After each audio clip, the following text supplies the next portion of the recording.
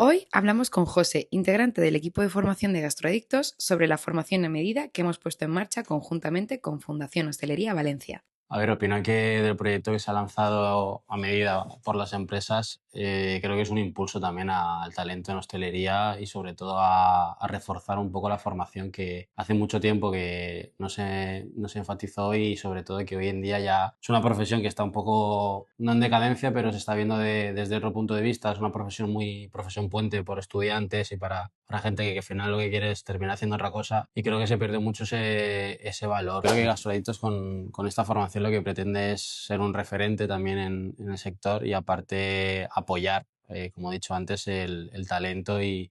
sobre todo crecer un poco en hostelería en el sentido de que hay que apoyar a la juventud, al talento y ya no a la juventud, sino a la gente que tiene ganas de trabajar y sobre todo de aprender de este oficio que ya se estaba perdiendo bastante la costumbre y es muy bonito. A ver, la masterclass que se va a impartir hoy